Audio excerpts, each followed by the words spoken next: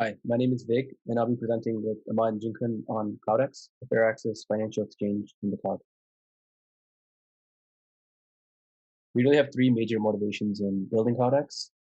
The first reason is that exchanges are currently in the process of moving from private bespoke data centers to the public cloud. And so we built CloudEx to assess the challenges and identify potential solutions to the challenges that come with such a move. Secondly, we built CloudEx as a research tool. Since it's a fully configurable exchange, researchers can design, develop, and test ideas for things like network protocols or matching engine algorithms. And lastly, we've been using Cloudx as a teaching tool in academic courses in order to provide students a better understanding of financial technologies. Before we go any further, let's talk about what a financial exchange is and what it does. The fundamental operation an exchange performs is price discovery, and it does so by allowing buyers and sellers to meet and through their collective transaction to price an asset, such as a stock. These exchanges run on top of exchange infrastructure, whose fundamental requirement is that they provide fair access to these buyers and sellers. So what does that fair access requirement really mean? Well, there's two primary types of fairness that we're going to be concerned with. And the first is that when market participants place orders that enter an exchange infrastructure, those orders are processed in the sequence in which they arrive into the exchange infrastructure, regardless of which gateway they arrive at. And secondly, as a matching engine sends data to the market participants, it's released simultaneously or near simultaneously from all of the gateways. And by doing so, no market participant in particular is advantaged by the exchange infrastructure. The main challenge in achieving these types of fairness is that in an exchange infrastructure, the delays between the gateways and matching engine are variable. So the delay between gateway 1 to the matching engine could be larger or smaller than that of gateway 2. Existing exchanges ensure that these delays are as close as possible to each other, for example, by measuring the cable lengths that connect these machines. In the cloud, we don't have this kind of capability. And beyond that, we can run into other issues such as congestion, VM placement that can dictate the type of delays we see. So what we'll do instead is we'll measure the delays between the gateways and matching engines continually and accurately, largely through a clock synchronization algorithm called Huygens. And having captured the measurements between the gateways and matching engine, will alter the processing that occurs at the matching engine in order to account for the differences in gateway delays. I'll hand it over to Ahmad now to talk about Cloudex's architecture. In practice, it is impossible to build a perfectly fair exchange. Therefore, it is important that we precisely quantify how unfair an exchange is through two metrics. The inbound unfairness ratio, which is the percentage of processed orders whose gateway timestamp is smaller than the previous processed order, as the example in the slide shows. And the outbound unfairness ratio, which is the percentage of published market data whose received timestamp at any of the gateways is larger than its designated release timestamp. Let's now discuss the system architecture of CloudX. It consists of market participants, gateways, a central exchange, and cloud storage, with precise clock synchronization between the gateways and the central exchange. Each market participant is connected to one of the gateways and is provided with APIs that allow them to submit orders, subscribe to real-time market data streams, and query for historical market data from cloud storage. As for the gateways, they host two modules, an order handler and a hold and release buffer. The order handler authenticates and validates orders received from the participants, and then assigns a globally synchronized timestamp to these orders before forwarding them to the central exchange. Meanwhile, real-time market data is received from the central exchange and is dispensed to each participant via the hold and release buffers. The central exchange has two main modules, the sequencer and the matching engine. The sequencer enqueues the inbound orders from the gateways into a priority queue based on the order's gateway assigned timestamp. The matching engine dequeues orders from the sequencer and maintains data structures for trading.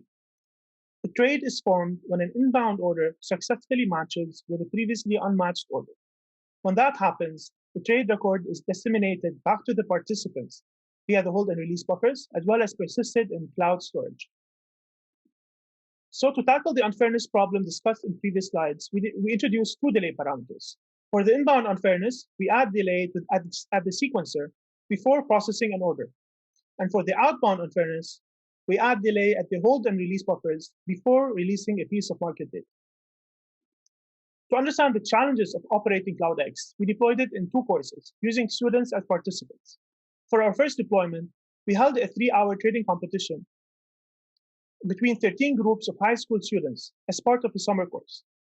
For our second, larger deployment, we deployed CloudX in the Technologies for Financial Systems course for 8 trading days with 32 groups of students. Based on the learnings from these deployments, we improved CloudX. For example, our first deployment led to changes in our APIs to make CloudX more user-friendly. Moreover, we devised strategies to improve its performance. So let's talk more about those optimization strategies. Our first observation was that we could support more symbols and improve throughput by sharding the matching engine over symbols. Moreover, we observed that the unfairness ratios varied daily due to changing cloud network conditions. This led us to develop dynamic delay parameters, or DDP, which is a control scheme that, given a target unfairness ratio, automatically tunes the delay parameters to achieve that target. We also observed that straggler and faulty gateways can cause heavy tail latency, leading us to devise the replicated order submission, or ROS scheme, to replicate orders through multiple gateways. Now I'll let Jinkun talk more about the evaluation of CloudX. During the experiment, we deployed VM in Google Cloud and used HotOS, a software-based clock synchronization algorithm, to synchronize the clocks of the VMs. To evaluate DDP and ROS, we use one shot at the matching engine with 100 symbols for trading. Each trader submits at about 450 orders per second, and each test case runs for 5 minutes. The first experiment is to bench test the throughput. As shown in this table, with multiple shots, the matching engine can reach about 61K orders per second. The second experiment is to evaluate DDP. Here, we show the result with no artificial delays, and more results can be found in the paper. In this experiment, we compare the performance between DDP and static delay parameters. For the inbound directions, we focus on unfairness ratio and order queuing delay. For outbound direction, we focus on unfairness ratio and market data releasing delay. As shown in the figure, the blue points represent test cases using static delay parameters. For example, S200 microseconds means this test case is using a static delay parameter of 200 microseconds. Red points represent test cases using DDP. For example, D1% means this test case is using DDP with a given unfairness ratio target of 1%. As we can see in the figure, there is no simple relationship between unfairness ratio and the delay parameter. So it is very hard for us to manually configure a proper delay parameters. A small delay parameter can lead to a very bad unfairness ratio, and a large delay parameter can lead to a very long queuing delay or releasing delay. By contrast, DDP can automatically tune the delay parameter based on the given target, so it can achieve a better trade-off between unfairness ratio and order queuing delay or market data releasing delay. The third experiment is to evaluate ROS.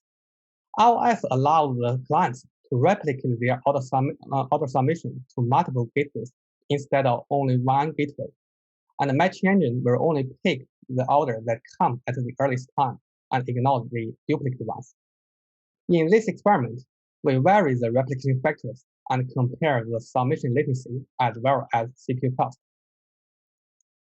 So as shown in these slides, when we increase the replication factor from 1 to 3, the median latency is reduced by about 15%, and the tail latency is reduced by about 40%, whereas the CPU cost is only increased by about 18% at matching engine VM. In conclusion, Cloudx demonstrated the feasibility of deploying fair access to financial exchanges in the public cloud, and Cloudx leverages highly synchronized clock and network measurement for performance optimization.